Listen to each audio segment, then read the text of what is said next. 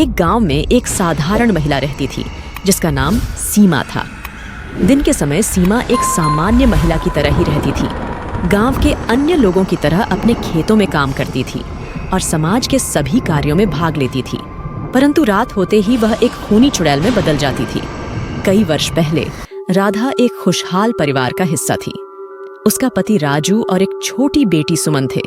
उनकी दुनिया तब बदल गई जब एक रात उनके घर में आग लग गई। उस समय सीमा घर से बाहर गई हुई थी, इसलिए सिर्फ वह बच गई और सब आग में जल गए। उस रात राधा के जीवन में एक ऐसा अंधेरा छा गया जिसने उसे अंदर से पूरी तरह बदल दिया। वह गांव वालों की नजरों में एक साधारण औरत के रूप में रहती थी, परंतु रात होते ही उसकी आत्मा में छिपा हुआ क्रोध जाग उठता था और वह खूनी चुड़ैल बनकर गांव के उन लोगों को निशाना बनाती जो बुराई और पाप करते थे। हर रात गांव में कोई न कोई हत्या हो जाती थी। लोग भयभीत थे। वे इस भयानक चुड़ैल के आतंक से बचने के लिए रात होते ही अपने घरों में बंद हो जाते थे। कोई नहीं जानता था कि यह खूनी चुड़ैल कौन है और कहां से आती है। उन्होंने कई बार उसे पकड़ने की कोशिश की, परंतु वह हमेशा अंधेरे में गायब हो जाती थी।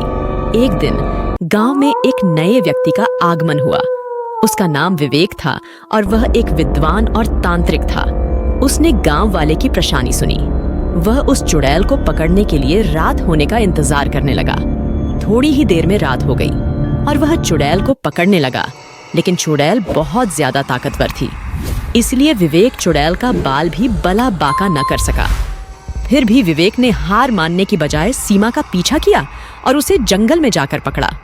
उसने देखा कि राधा के चेहरे पर पीड़ा और क्रोध का मिला जुला भाव था।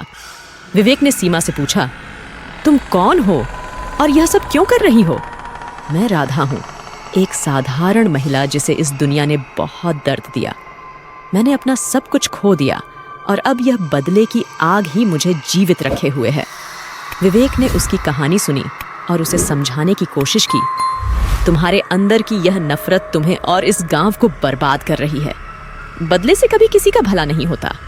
विवेक ने कहा, अगर तुम ऐसे ही मासूम लोगों को नहीं मार सकती?